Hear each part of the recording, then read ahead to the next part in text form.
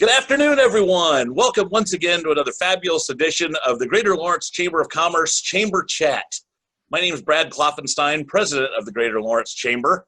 This week, we have a fantastic guest. He's been a friend of mine for quite some time, way back, I think, when you were a town councilman in is it a town or city of Brownsburg?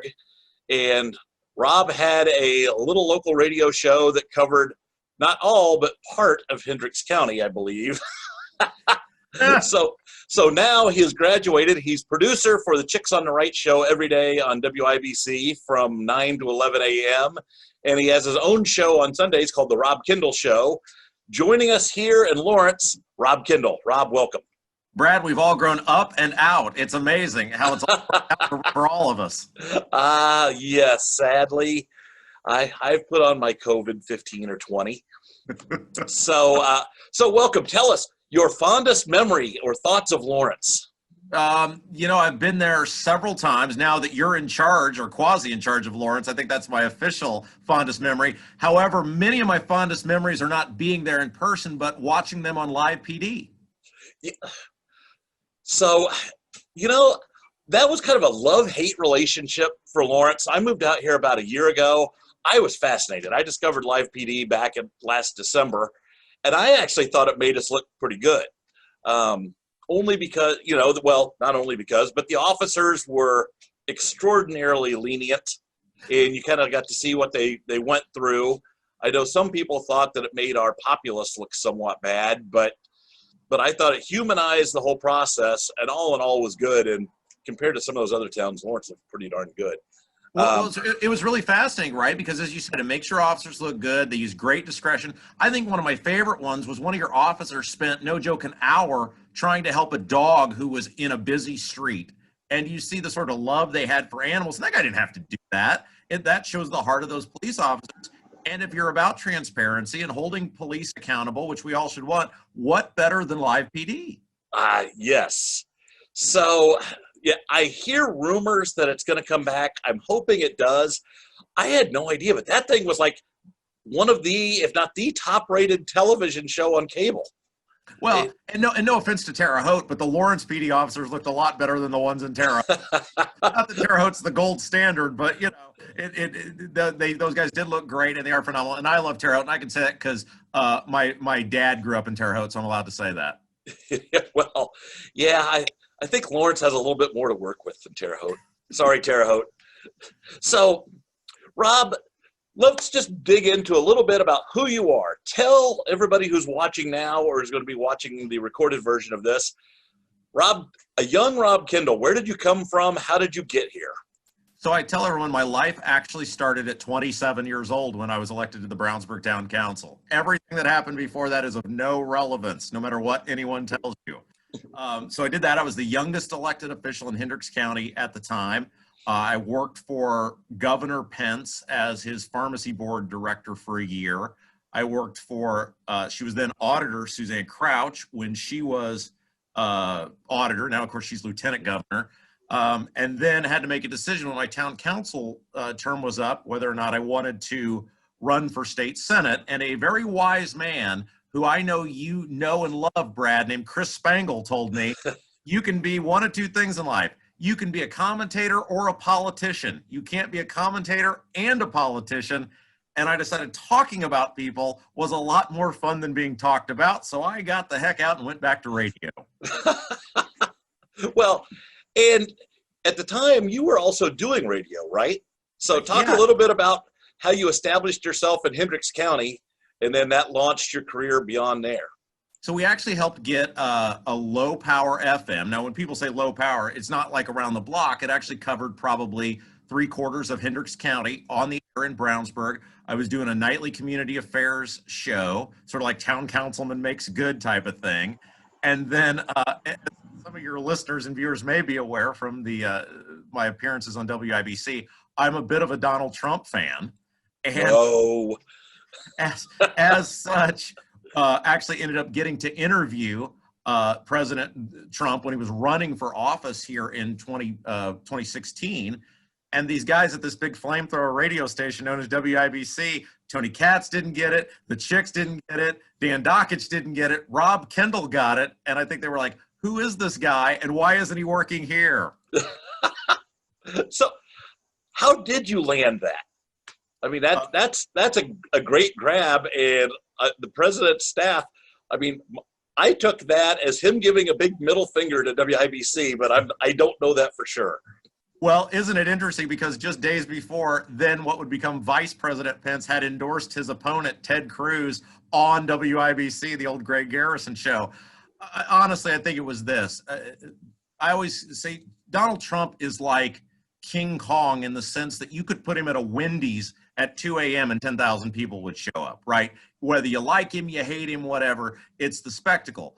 They really needed help with the grassroots in Indiana at that time because, as you know, being the political insider and expert that you are, Indiana is a very grassroots-oriented state in terms of how they do its politics. And Cruz was here. He was doing phone banks. They were knocking on doors. Trump was just holding rallies in Terre Haute and Carmel and downtown. They said, okay, how can we do some grassroots politicking, but you can't put Donald Trump going door to door in Cicero. So what do we do? They said, this guy's a super Trump supporter. He's in the third most populous Republican county in the state. His show is pretty popular from a community affairs standpoint. Let's put him with that guy. That's kind of how it went. I wish it was more sexy and groovy than that, but that's about it. So did other people pick that interview up? I mean, that was one of the few interviews that Trump did in Indiana, and I would think that to keep that to yourself, that would be a hell of an opportunity for that station to put that out there. It was very good for business, as we like to say. And it launched this incredible career that I have now with a corner office view at 40 Monument Circle. Of course, the view is of a parking lot, but I have a corner office view. Well, it's an office. So an office with downtown parking is valuable regardless of what you do with it. Our friend Abdul would tell you that. It's actually, in all honesty, just a half office. I share the other half with Terry Stacy, but it is a downtown spot, which is quite nice. So, yeah, it was great. A lot of people picked it up. My favorite part of the whole thing is Trump is totally freewheeling. Like, him in person is even better than Trump on TV, if you can imagine that. And you know this, Brad. These politicians are so protective of themselves and their brand, and their handlers are that way. So like if you wanted to interview, and I'm just making up someone, all these big name politicians are this way. Like if you want to interview a Todd Young, you're probably going to get a round robin of what do you want to talk about? Kind of what are you going to ask him? Blah, blah, blah, which is fine, whatever. Trump, they never asked. They never, nothing. Like once you get past security, you're in with the guy and he is just great. Like he doesn't care. Shakes your hand, asks your name, let's roll. It was unbelievable. Wow. So you may or may not know, Governor Holcomb is speaking to our Greater Lawrence Chamber annual membership meeting on October 1st here in Lawrence. I'm sorry. We'll get to that in a minute. Now, Rob, I'm going to warn you right now, don't mess this up for me. No, I think that's wonderful. Anytime you can get the governor, regardless of what political opinion is, it's a big deal. So, but yeah, so it's going to be a sit down. He and I are going to be sitting on, I think, bar stools. There's going to be a table between us, and I'm supposed to submit like a dozen questions that I may ask to his people. And you're right, and this is just for a simple little thing in Lawrence. So the fact that Trump's like, yep, just bring it. Whatever you got, I'll take it. And so the best part, if I can just indulge you for a minute on this, because it is such a crazy story. So it's at the JW Marriott. Call you the night before. Hope Hicks was actually the woman who called me to set it up. She became later famous, testified in front of Congress, all sorts of stuff. So she sets the thing up. You have to go through the Secret Service because he had Secret Service protection at that point. He's on, I think it was the third floor of the Marriott. And when you get there, you have to give like a secret code to a guy standing at an elevator. And I forget whatever it was because they don't want to advertise, hey, Trump's on the third floor of the Marriott. So you walk up to the guy and whatever the code was, okay, they let you into the elevator, you get off, and then there's immediately a slew of Secret Service people that you have to go through. They've got you pinned in a little, almost like a tent type area. There's not a tent, but it's like you're just pinned in with the 3 or 4 other people that got to interview the guy. You sit there for 2 hours, and then at some point they make you exit the area because the bomb sniffing dogs come in and have to check all the equipment. And you know, my friend, at that point, you've made the big time. Absolutely. Well, you got a bomb sniffing dog that's checking out your ass. That's and then I was the first one. So you walk in there, they give you the rules. Because they have rules, they have time limits, obviously, because he's got places he's got to go. And then I'm the first one, so they just say good luck and they leave. Like, you're just in a room there by yourself. It's literally like an episode of The Apprentice, because you hear the elevator ding, you hear him get off, you can hear him talking as he's walking down the hall. I literally felt I was Gary Busey in Celebrity Apprentice getting ready to get fired from an episode of the show. So I heard that interview, and actually, yeah, he was very cordial, and it was almost like you and I sitting down here. So that had to have been a neat experience. I think it was a relief for him because, look, I'm not a journalist. Nobody's looking for, I'm not Connie Chung. I mean, you're going to get a biased opinion with me. So it's not like I'm held to the same standard as a Chris Wallace would be in terms of interviewing the president. What I wanted to talk to the president about, there was some Indiana stuff, because he had some really interesting Indiana ties, primarily to Ryan White, and he was super involved with Ryan White. And that was just the coolest thing to me, was to get to learn a little bit more about what a hero and an amazing person Ryan White was. Oh, that's cool. So tell me, so how did you morph that, and how did you end up at WIBC? Was there an opening and you applied? Did they come after you? And the whole mashing you in with the chicks on the right, I want to hear this story. Well, I see Russ Dodge is on the Zoom experience with us, so Russ will laugh when I say this, because he's had many careers be made by this exact expression: begging and pleading. No, obviously. Surprisingly, that's only a few times for me.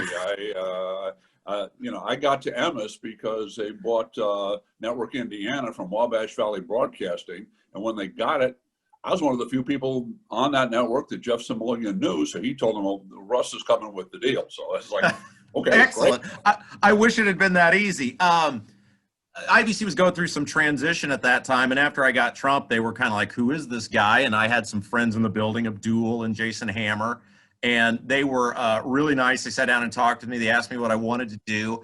And then later that fall, they brought me in as kind of a fill-in guy. So whether it was Tony Katz or the Chicks or Hammer and Nigel were doing a night show at that time, or Abdul, whoever it might have been, they kind of started using me as the fill-in guy. And then I think when they realized this guy's not going to burn down the building and is very unlikely to be convicted of a felony, maybe we can bring him in full-time. Oh, that's cool. But then pairing you with the Chicks, how did that happen? Or was that just the opening that was available? So they made a switch when Mr. Garrison announced he was going to retire. They brought Hammer and Nigel in to do afternoons. They moved the Chicks to middays. And then a guy named Todd Meyer had been Garrison's producer for years, and they were an institution together. And I think he decided he wanted to try some other stuff and branch out. And he actually ended up back here now. He's working with 107.5 The Fan, and Todd's an awesome guy. But they needed a producer for that midday show. And they said, look, this guy's in the building practically the full 40 hours a week already. Maybe we're losing money by not having him as a full-time employee. So they asked me if I wanted to do it, and I thought it was a great pairing, and they're just phenomenal, and they're awesome to work with. Oh, that's cool. So, all right. So now we're going to morph, because we touched on this just a little bit. I want to get your thoughts on the governor's race. I know you've been rather outspoken, and let me preface this by saying, don't mess up my meeting. Look, I think the poll Abdul just put out, and by the way, if you want to actually, and we love Abdul, and we always say there are many forms of Abdul. There's huckster Abdul, there's friend Abdul, there's provocateur Abdul, there's entertainer Abdul, and there's legitimate news guy Abdul. And Abdul's polls are wonderful. Every year he does these polls around election time. He goes to painstaking measures to make sure they're accurate. He puts his reputation behind it. He was within 1 point of the mayor's race last year when everybody was like, there's no way Jim Merritt's going to lose by 40 points. And he was spot on. He was spot on in the U.S. Senate race in 2018 as well. And when this poll came out that showed Holcomb literally losing 20 to 25% of the support he had since April.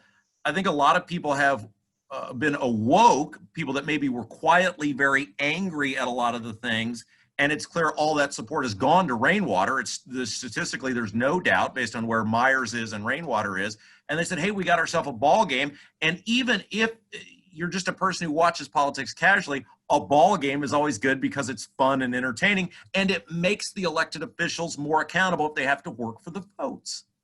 So let me ask you, I would say based on those poll results, and you're right, Abdul, I saw they used like 1,088 respondents, which makes it an extremely valid poll.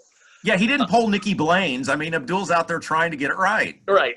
So given that, does the governor extend 4.5 beyond the 24th or 25th, whenever it's set to expire?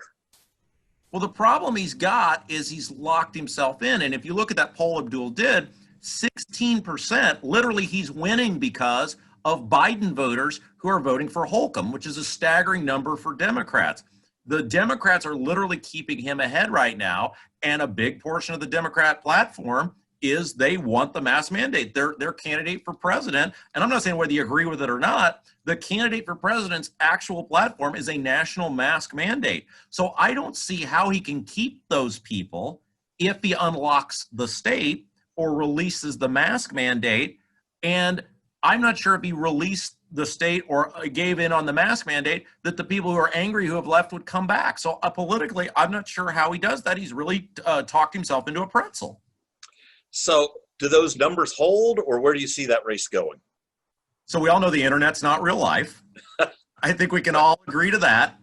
But anecdotally, and I talked to a very high-profile Republican yesterday about this, and he said the poll results support what we've seen anecdotally on the internet.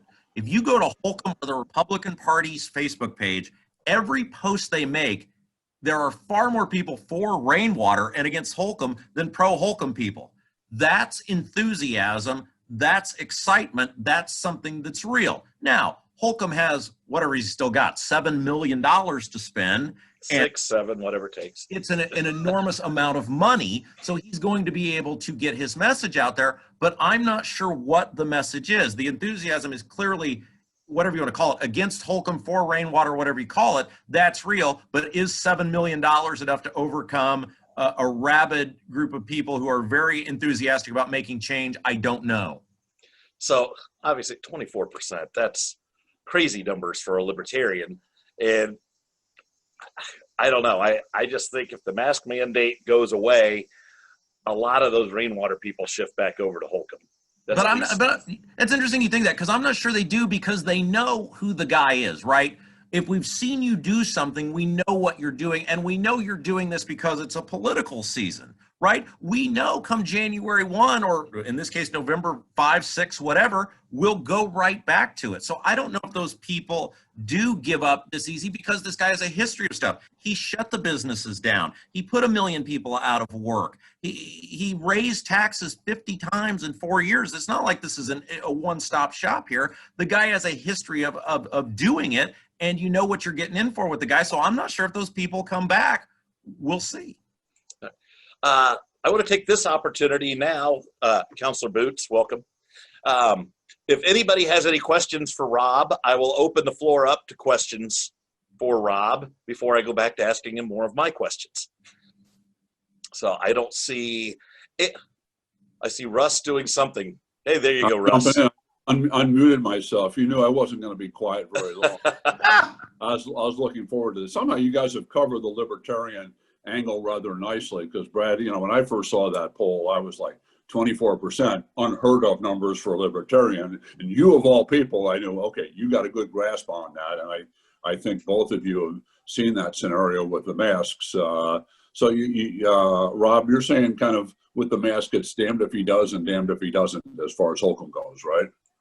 I think he's in a real pretzel, because he said, I mean, look, it's not that he wanted to do a mask mandate just for public health. He literally tried to make you guilty of a crime if you didn't wear a mask. And the only reason he pulled that criminal component was because the attorney general of his own party came out and said it's completely unconstitutional. I I always have little birdies that send me things at these events of Holcomb speaking at an event in Johnson County Saturday or Sunday, and these people are sitting next to each other not wearing masks. I have no problem with that, but just a month ago, he wanted to put them in jail. I'm not sure how you talk your way out of that. Now come out and go, just kidding, no big deal. I don't know how you do that. Yeah. The other thing is, what do you think of his weekly 1 hour campaign airtime? This supposedly a press conference. Yeah, those taxpayer-funded campaign commercials, they're wonderful for him, aren't they? On the surface, they should be great, but it seems like every time he says something, he goes back further or more people get angry. And I think that's what you see when you have a person. Look, I knew Eric before he was governor. I knew him when he was running for Senate. I knew him when he was party chair. He's a nice dude. He'd be fun to go sit at a Pacer game with and drink a few beverages. But there's a difference between being a nice dude and having a set of values that guide you as governance. And Eric, I think, has shown, because he came up through the political system where the system itself or the party itself is the most important thing, that he doesn't have really a core set of values that guide him. So I think he's in real trouble in terms of how he gets out of this, because his decisions are political. They're not on a set of values about liberty and freedom. Like the situation with vote by mail, no excuse absentee voting. It seems like that's right down party lines, and he's not going to budge on that, despite the fact that there's been plenty of good evidence to say, hey, join other states and do this. I have been a proponent as long as I've been around and been voting, which is longer than a couple people on this have been on this planet, including you. But you look at you first registering to vote in 1968. That tells you, okay, you're politically interested, and I always have been. I've always wanted to see people vote and want it to be as simple as possible. As a free world nation, we have one of the poorest voting turnouts around, and to me, that's just sad. Yeah, I've never really understood. And now, again, there's a difference between absentee voting and just sending everyone a ballot and going, please vote. There's a difference. No, I agree. I don't like the sending a ballot to everybody. And I'm a good example of how that can backfire. We got 4 ballots in the Dodge household. 2 were for daughters who haven't lived here each in more than 10 years. They're registered to vote in other states. But, hey, the voter rolls have not been properly cleaned up. So I'm kind of like, request one, but you don't need an excuse if you want one. Well, and the woman who is the clerk where I vote, she is not a fan of mine politically, so I like to go vote so she has to see me and during voting. So I always try to vote in person. Yeah, but I just I look at that one as it's reinforcing what you just said. Sticking with the party line on certain things, and that's clearly one of them. And Brad, real quick on this, I think there's a precedent for us and I'm not in any way comparing these two people, because Donald Rainwater and Richard Murdoch couldn't be further apart. But somebody said this yesterday, and I thought it was interesting. In 2012, there was an energy for Murdoch in the primary against Lugar. And you reached a point where Lugar had a lot more money. He had the establishment people, and they were running all these commercials. But there comes a point where the money doesn't matter, where it's just people have made up their mind. We're tired of this, whatever this is. And again, no way comparing Richard Murdoch and Donald Rainwater, but at least anecdotally, there's a lot of the same energy of we're tired of this, and all the ads you want to run about rural broadband are not going to make any difference in how I vote. So let's shift gears just a little bit. You're downtown every day on the Circle. Let's talk about the condition of downtown Indianapolis. How could that have been handled better, and where does downtown go from here? Well, about 2.5 years ago, Joe Hogsett let the bad guys know that Indianapolis was open for business after the Aaron Bailey shooting. And Aaron Bailey was a police action shooting. A special prosecutor was brought in. He said nothing criminal occurred here. These police officers acted appropriately. I'm not going to file any charges. It then went to the Merit Board. The Merit Board reviewed it. They said nothing inappropriate happened here. Nothing should happen to these officers.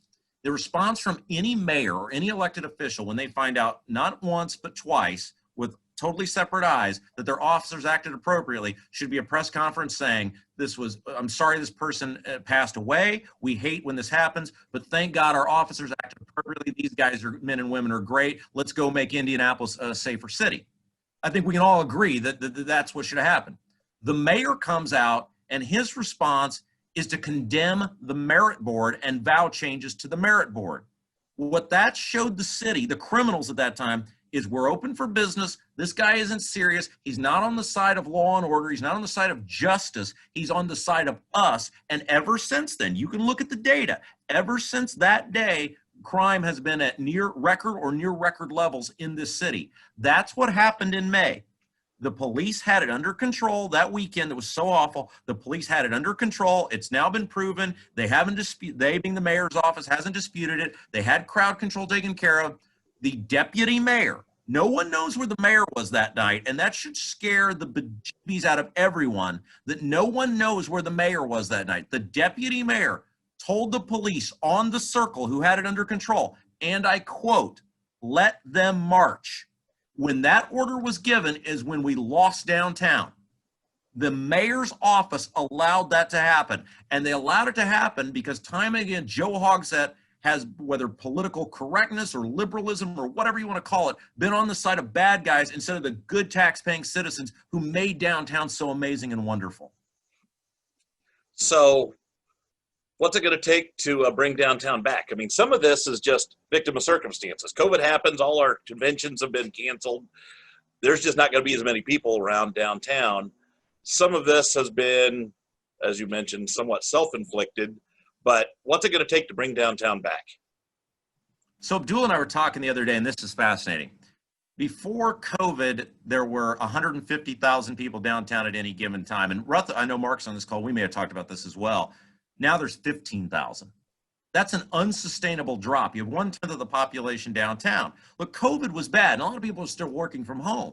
But you could have still had a lot of people working from home and still made the afternoon, evening, nightlife something that could have survived, right? It could have been something that could have kept these businesses open. But when you look at this downtown and you realize people are getting killed on the canal, there's homelessness, panhandling, drug dealing happening. We're not talking about dark alleys in Indianapolis. We're talking about on our circle. Some things are still boarded up. There's no way I would have a wife or a child anywhere near downtown. I wouldn't even want them here during the daytime walking around, much less at night. It's going to take a seismic change in governance. And by the way, I'm picking on Hogsett, but these Republicans are just as much to blame because they're out bragging about how they spent $155 million to expand the convention center.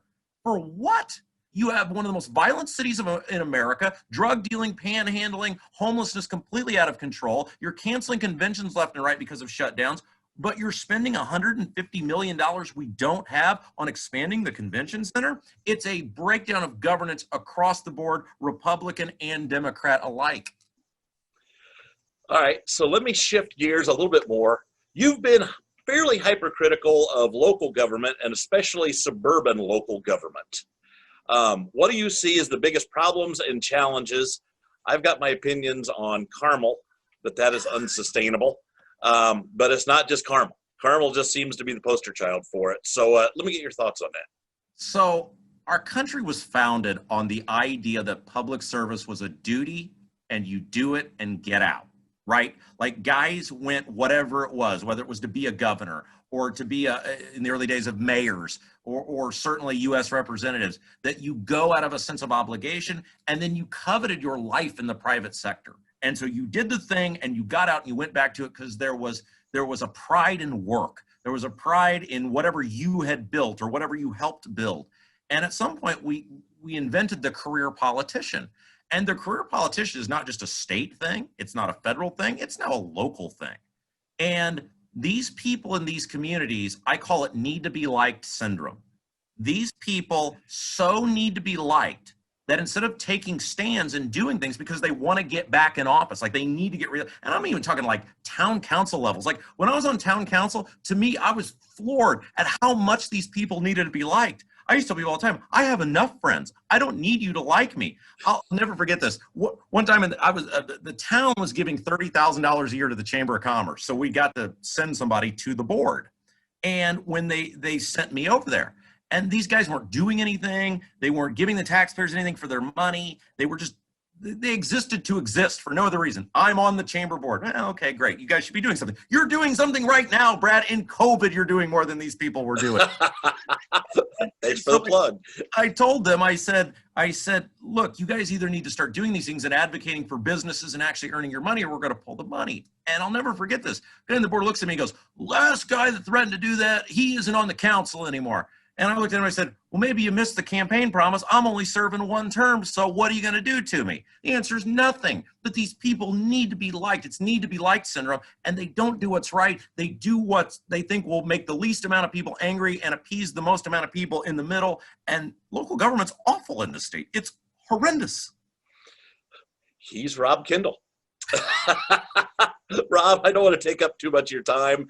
I appreciate you being very forthcoming. And you still have a show? Did I ruin your show? No. Actually, no.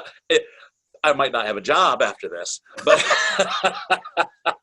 but this has been a fabulous show. That's why I had you on. It's the last thing I want to do is sit here for half an hour trying to figure out what we're going to talk about. Instead, I would much rather have you on for another 90 minutes. Good. I know you don't have that kind of time. So with that, Rob, I want to thank you very much for joining us. Thank you for talking to the people here in Lawrence. Thank you for not throwing my chamber under the bus. Double this man's pay, whatever he's making, double it. All right, Erica, we're going to have to work harder. So for everybody, keep in mind upcoming events. We've got our Greater Lawrence Chamber Cruise-In tonight and every Wednesday night, as long as weather permits. We've had a fabulous summer for it. Next week, one of Rob's co-workers, Abdul Hakim Shabazz, is going to be back on as our chamber chat guest. He's going to be talking about his poll and prognostications. Actually, Rob, I might get prognostications from you before we end this. And also, remember, be signing up for our annual membership meeting on October 1st over at the Garrison. Governor Holcomb is going to be our keynote speaker, and because of COVID restrictions, instead of the 250 that we would normally have at this event, we are limited to 125. So I think we're about 2/3 of the way to that number already, so be getting your reservations in. So Rob, before I let you go, what do you see happening this fall, both nationally and locally? Well, on a national level, I've said this from the beginning, I would bet that if betting were legal on politics in this state, sports betting legal, politics betting not, that Trump will win 35 states. Depending on what kind of odds you give me, I might take 40. I think there's a huge amount of silent people who are petrified because they see what happens to say they support him, that he's going to win. I think the governor's race is a toss-up. I really think it's going to be on Rainwater to get his name out there. If he can, if a magic angel donor with wings flies in and cuts him $1 million check, it's game on. Holcomb's got a lot of money. I think that race is going to be super, super close. In the governor's race, are you projecting a 3-way tie? Man, wouldn't that be amazing? Wouldn't that be the greatest thing ever? For my business, I can't think of anything better. Oh, So Mark super close. Could Rainwater actually pull it out, or are you talking about super close? Going to Woody Myers. No. I don't think. I think Myers will get third. I think it's a 2-person race. I think that Abdul's polling is phenomenal, and hopefully he can go into it next week. Rainwater's Myers is capped at 30. I think it's Holcomb and Rainwater at this point. Wow. Very intriguing. And this is fascinating stuff. I love it. And I can just see Brad over there smiling. And as an independent, I enjoy this quite a bit too. Hey, one other thing before you guys all get away, somewhere in the future, since you've got Abdul coming on next week, somewhere up the road, have Abdul and Rob on together, because that's a really good show you guys put together that runs on the weekends. Oh, thank you. Actually, that's a great idea, Russ. I'll try to put that together and see if we can't expand this beyond our 30 minutes that I promise everybody. So thank you all for joining us. We'll do this again next week with Abdul. Rob Kendall, thank you very much. You can listen to him mornings from 9 to 11 on WIBC, or Sundays from 1 to 3, I believe. You got it. And we need to have you back on soon, Brad. Hey, anytime. You know me, the most dangerous place to be in the world is between me and a microphone. So, all right. Well, everybody, take care. Have a great week. I'll see you next time.